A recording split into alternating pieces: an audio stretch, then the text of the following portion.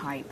In the meantime, it is a huge day in D.C. Treasury Secretary Tim Geithner is on Capitol Hill. He's going to be testifying at a House hearing on the AIG bailout.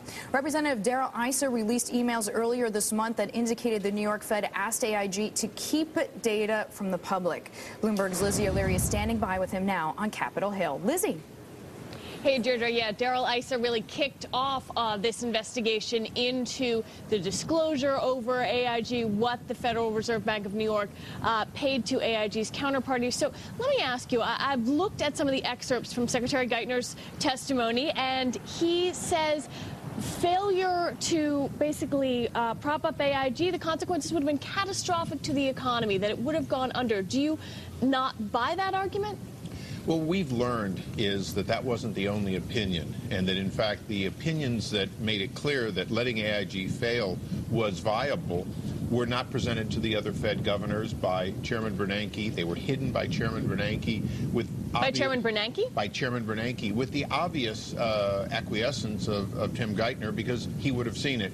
So what we have is yes, there was no other choice, because they considered no other choice. They actually stopped negotiations about what the right amount would be paid in order to pay 100%.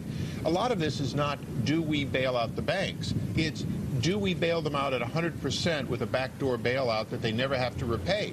Well, what we've seen in some of these emails that you have disclosed, that your staff has unearthed, is that the folks at the Fed, their general counsel, said we had no leverage, we had no bargaining power. The BlackRock presentation says the banks wouldn't have accepted less than par. What do you say to that?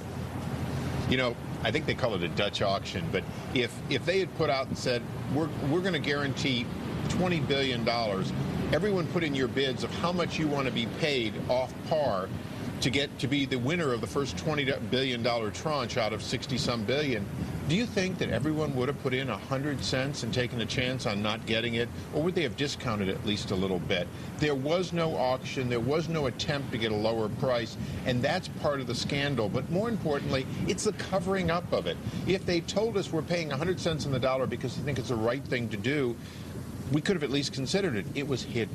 Why zero in on Tim Geithner? After all, Treasury says he was recused as of November 24th. Well, you know, in the word recuse, there's a couple of questions. One of them is, if you were recused, where's the document? What were you recused from? You didn't resign. You didn't stop going to the office. So your recusal seems to be after the fact and undescribed. One of the questions that I'm sure he'll be asked today is, well, exactly how do we know what you were recused from, and did you put it in writing? I think we're going to find out it was never put in writing. After the fact, he's going to be able to say, I was recused from what I didn't want to know about. Or let me rephrase that, I didn't want my fingerprints on. But in fact, did he know about these items? Because if you know about them and you allow them to happen, then your recusal is not an explanation of a cover-up. Well, his name is not on these emails, though, that we've seen after a certain date.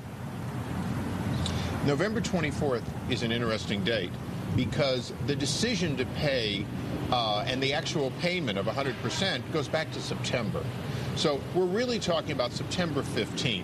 And it's one of the concerns we have is that the Fed failed to comply with the subpoena, failed to answer questions. Tim Geithner has failed to answer questions to us. Well, he met with some of our Democrat counterparts in secret about things that went back to the beginning in September, which is really still going to be appropriately on the table today. Well, let me ask you then, should he resign?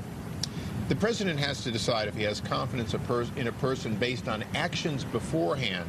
So a lot of it's going to be, how does he answer questions about what he did then and what he's done since about maintaining secrecy? You have to understand that as late as May of this year, they were demanding that the SEC lock up these documents until 2018. That happened on his watch. You're not giving us a formal yes or no, so we're going to have to watch the hearing. Deirdre, I'm going to send it back to you in New York. Thanks very much.